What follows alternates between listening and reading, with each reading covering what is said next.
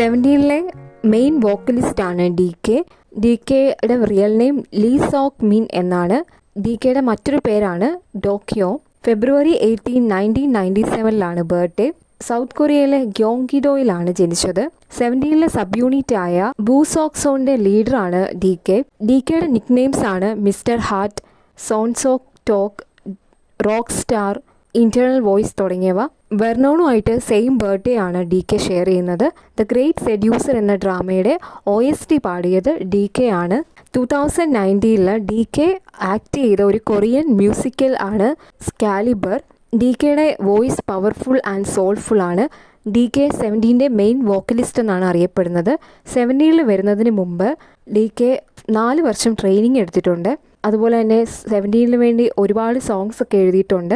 അതിൽ വരുന്ന സോങ്സ് ആണ് don't wanna cry and home. 70-ലെ visual rapper, sub vocalist, face of the group ആണ് മിങ്ക്യു. മിങ്ക്യുവിൻ്റെ റിയൽ നെയിം കിം മിങ്ക്യു എന്നാണ്. April 6, 1997 birthday. സൗത്ത് കൊറിയയിലെ ഗ്യോങ്കി പ്രൊവിൻസിലാണ് ജനിച്ചത്. മിങ്ക്യുവിനെ പവർഫുൾ സ്റ്റേജ് പ്രസൻസിലാണ് അറിയപ്പെടുന്നത്. അതുപോലെ തന്നെ മിങ്ക്യുവിൻ്റെ റാപ്പിംഗ് സ്റ്റൈൽ, ക്യാപ്റ്റിവേറ്റിംഗ് വിഷ്വൽസ് ഒക്കെ മിങ്ക്യുവിനെ നമുക്ക് കാണാൻ സാധിക്കും.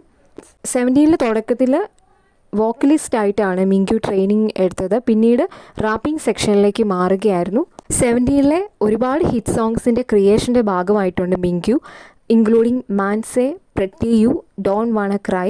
70-ലെ ഒൺലി ലെഫ്റ്റ് ഹാൻഡഡ് മെമ്പർ എന്ന് പറയുന്നത് മിങ്ക്യു ആണ്. മിങ്ക്യുവിന് confident, outgoing, playful പേഴ്സണാലിറ്റിയാണ്.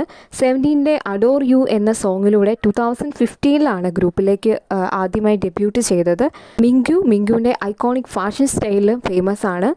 മിങ്ക്യുവിൻ്റെ role models ആണ് മിങ്ക്യുവിൻ്റെ പേരൻസ് ആൻഡ് 70-ലെ ലീഡറായ എസ്കൂപ്സ്. മിങ്ക്യു ഒരു സ്കിൽഡ് ബാസ്കറ്റ്ബോൾ പ്ലെയർ ആണ്.